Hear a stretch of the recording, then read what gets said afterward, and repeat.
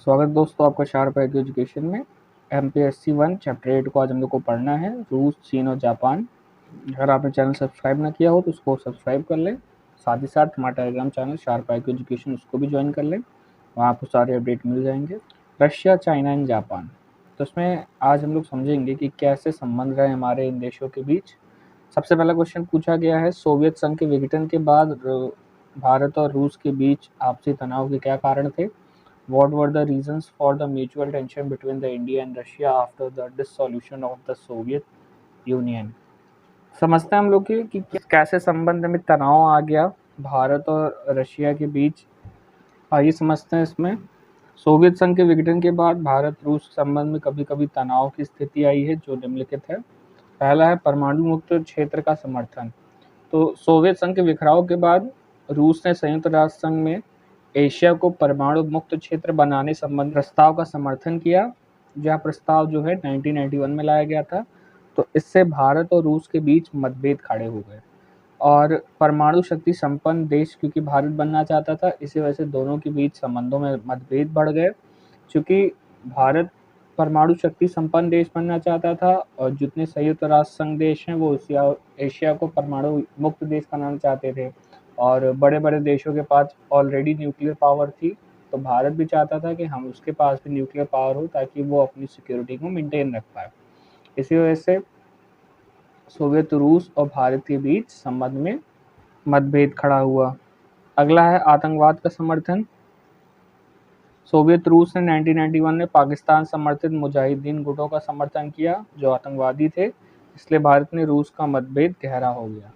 तो अफगानिस्तान के तरफ मुजाहिदीन रहते थे, चूँकि ये आतंकवादी हैं और ये आतंकवाद को फैला रहे थे। भारत हमेशा इसके खिलाफ रहा, चूँकि भारत खुद आतंकवाद से ग्रसित रहता था। जबकि रूस है, सोवियत रूस है, इसने समर्थन दिया मुजाहिदीन गुटों का। इस वजह से भारत और रूस के बीच गहरे मतभेद खड़े हो गए। अफगानिस्तान का विरोध। 1992 में अफगानिस्तान मुजाहिदीन आतंकवादियों का सफाया कर रहा था और उस समय रूस ने मुजाहिदीन का समर्थन कर अफगानिस्तान को अस्त्र शस्त्र की आपूर्ति रोक दी थी। इससे भारत सोवियत रूस के बीच मतभेद गहरे हो गए। तो 1992 के समय अफगानिस्तान इन मुजाहिदीनों का सफाया कर रहा था, इनको बारी बारी मार रहा था, चूँकि आतंकवाद से अफगानिस्तान खुद ग्रसित था, जिसका ही आज परिणाम ये हुआ कि वहाँ पे तालिबान बन गया है। तो उस वक्त 1992 में अफगानिस्तान इन मुजाहिदीन को सफाया कर रहा था, जबकि रूस को उसका मदद करना चाहिए था, लेकिन उसने अस्त्र शस्त्र उल्टा रोक दिया अफगानिस्तान को देना, जिससे उससे कठिनाई का सामना करना पड़ा। इससे भारत और सोवियत रूस के बीच मतभेद गहरे हो गए। अगला है तकनीकी प्राप्ति पर मतभेद। 1992 में क्रायोजेनिक इंजन तथा उसकी तकनीकी की खरीद को लेकर भारत और रूस के बीच गहरा मतभेद उत्पन्न हो गया था, क्योंकि उसने इंजन तो दिया परंतु तकनीक नहीं दी। तो इंजन तो उन्होंने प्रोवाइड कर दिया लेकिन टेक्नोलॉजी नहीं दी, जिससे कारण दोनों के बीच मतभेद खड़े हो गए। क्योंकि टेक्नोलॉजी देने से ज़्यादा प्रॉफिटेबल होता है और वो इंजन भविष्य में हम लोग भी बना सकते थे। इसी वजह से हम लोग के लिए वो टेक्नोलॉजी पाना ज़्यादा इम्पोर्टेंट था, बट सोवियत रूस ने नहीं दिया। अगला है परमाणु विस्तार संबंधी मतभेद। परमाणु विस्तार के लिए भारत रूस से सहयोग की मांग कर रहा था, परंतु अमेरिकी धमकी के कारण रूस ने सहयोग देने से इनकार कर दिया, इसलिए दोनों देशों के बीच मतभेद गहरे हो गए। तो न्यूक्लियर एक्सपेंशन के चलते भारत जो है वो रूस से सहयोग मांग रहा था, लेकिन अमेरिका की धमकी के कारण रूस ने ये सहयोग देने से इनकार कर दिया। तो इस मामले में भी दोनों के बीच गहरी मतभेद खड़े हो गए। अगला है कर्ज अदायगी पर मतभेद। सोवियत रूस का भारत के ऊपर $12 अरब का कर्ज था, क्योंकि भारत ने रूस से हथियार खरीदे थे, यानी भारत जो है बकाया था इतना पैसा। भारत कर्ज वापस करने को तैयार था, लेकिन कर्ज की अदायगी के जो नियम हैं वो रूस नहीं बता रहा था, जिसके कारण भारत रूस व्यापार ठप होता गया। इसको लेकर भारत रूस के बीच संबंध में गहरा मतभेद ऊपर हो गया। तो चूंकि वो रूल ऑफ रीपेमेंट नहीं बता रहा था उस डेप्ट का, तो इसी वजह से भारत पे नहीं कर पा रहा था उसको, जो भी उसका बकाया था। तो इस आनाकानी को लेकर भारत और रूस के बीच गहरे मतभेद खड़े हो गए थे। अगले क्वेश्चन में बढ़ते हैं। 1990 के दशक के मध्य भारत रूस संबंध की साधारण व्याख्या कीजिए। Given example of India Russia relation since mid 1990s। अब इसके बारे में हम लोग जानेंगे कि 1990s के समय में कितने ठीक ठाक और कितने अच्छे संबंध रहे हैं भारत और रूस के, यानी अब हम लोग इसको सकारात्मक वे में देखेंगे। 1990 के दशक के मध्य भारत और सोवियत रूस के बीच मधुर संबंध स्थापना हुई, क्योंकि उसके पूर्व में रूस के साथ देखो और प्रतीक्षा करो की नीति का अवलंबन करते हुए पश्चिमी राष्ट्रों के साथ संबंध स्थापित करना शुरू कर दिया था। लेकिन नाटो के विस्तार, बाल्कन राज्यों की समस्या और अमेरिकी दादागिरी के कारण सोवियत रूस पश्चिमी से पूर्व की ओर लौटा और उसने भारत को फिर से मुखातिब होना प्रारंभ किया। तो चूंकि पहले तो सोवियत रूस जो है यूरोपीय कंट्रीज और अमेरिका की तरफ झुकता हुआ दिखाई दिया, बट वहाँ पर नाटो का विस्तार को देखते चलते और जो भी इसकी जो विखंडन के बाद जितने अलग अलग देश टूटे थे सोवियत रूस के, वो भी धीरे धीरे नाटो में शामिल होने लगे। तो इसके चलते सोवियत रूस को यह महसूस होने लगा कि खतरा कल को बढ़ सकता है और नाटो अगर सीमा पे आ जाता है, तो इसने धीरे धीरे अपनी रणनीति चेंज करते हुए वह एशियाई कंट्री की तरफ झुकता हुआ दिखाई दिया और धीरे धीरे भारत के मुखातिब होना शुरू किया। आइए समझते हैं किन किन परिस्थितियों में। पहला है 1996 में पूर्व समर्थन येवगेनी प्रिमिकोव रूस के विदेश मंत्री बने। उन्होंने भारत के साथ पुनः संबंध सुधारना प्रारंभ किया। उस समय भारत के राष्ट्रपति बिल क्लिंटन ने भारत एशिया के परमाणु अस्त्रों के विकास के विरोध करने का कार्यक्रम शुरू किया था और प्रतिबंध भी लगा दिया था। सोवियत रूस ने प्रतिबंध की परवाह किए बगैर 2 हल्के जल परमाणु रिएक्टर बनाने का समझौता भारत के साथ करके दोस्ती का परिचय दिया, जिसके कारण तमिलनाडु के कुंडनकलम में 1000 मेगावाट रिएक्टर स्थापित हुआ।